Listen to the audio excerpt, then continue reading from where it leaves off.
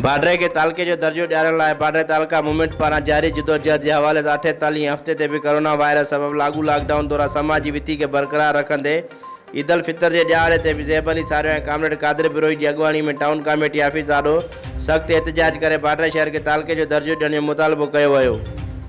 एहतजाजी मुज़ाहिरे में बाडरे के मुख्तलिफ सियासी समाजी तंजीमुन के नुमाइंदन कामरेड दोदो देशी, कामरेड अजीज़ बिरोही, असगर नूनारी, मुनवर नूनारी, कोड़ल मल्ला, राजा सुमरो, साफ़िन अली रज़ा नूनारी, नबी रज़ा बलोच, निज़ाम कोलाची, हाजी अल्लाह रखियो कांदड़ो, सर्वेज मंगी, लाला रियाज बिरोही, बंटी राय भाषानी, इकबाल कांदड़ो, ताहिर नूर रिसवानी ऐं ॿियनि शिरकत करे सख्त नारेबाज़ी कंदे मुतालबो कयो त बाडरे तालके जो नोटिफिकेशन जारी कयो वञे। उन मौके ते मीडिया सां ॻाल्हाईंदे बाडरे तालका मूवमेंट जे अॻुवाणनि जो चवणु हो त बाडरे तालका मूवमेंट हिकु मुसलसिल जुदोजहद जो नालो आहे। गर्मी हुजे, थोरे सर्दी या ईद जो ॾींहुं, हर आचर ते ऐलानियल एहतजाज हर हाल में कयो वेंदो। उन्हनि चयो त अॼु ईद उल फितर जे ॾींहुं बि असीं इन करे सराइपा एहतजाज आहियूं छो त बाडरे हिकु तारीख़ी, सियासी ऐं कारोबारी लिहाज़ खां वॾी अहमियत वारो शहर आहे। तालके जो दर्जो बाडरे शहर जो बुनियादी हक़ आहे जंहिंजे लाइ तक़रीबन हिकु साल खां तहरीक हलाए रहिया आहियूं ऐं असांजा हौसला अञा बि बुलंद आहिनि।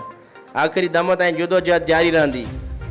उन्हनि चयो त बाडरे के तालके जो दर्जो ॾियारण लाइ बाडरे तालका मूवमेंट जी जुदोजहद हिकु तारीख़ बणिजी चुकी आहे। वक़्त जे हाकिमनि हर इलेक्शन मुहिम में बाडरे के तालके जो दर्जो ॾियारण जो वाइदो कयो, पर गुज़िरियल 14 सालनि खां वठी उहे वाइदा पाणीअ ते फोटा साबित थिया आहिनि।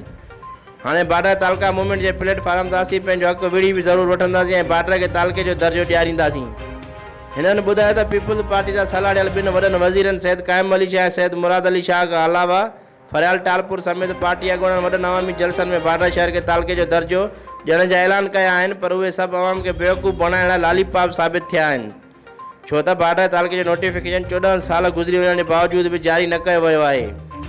अॻुवाणनि जो चवणु हो त बाडरे जो अवाम गुज़िरियल 14 सालनि खां वठी मुसलसिल बाडरे के तालके जो दर्जो ॾियण लाइ मुतालबो करे रहियो आहे, पर अंधा, बोड़ा ऐं गूंगा हुकुमरान अवामी मुतालबे के मोट ॾियण बदिरां ख़ामोश तमाशाई बणियल आहिनि। हिननि पीपुल्स पार्टी खे चेतावनी ॾींदे चयो त जेकॾहिं बाडरे के तालके जो दर्जो न ॾियारियो वियो त आंदा जे लाइ पीपुल्स पार्टी हितां जी अवाम मां वोट जी का बि उमेद न रखे।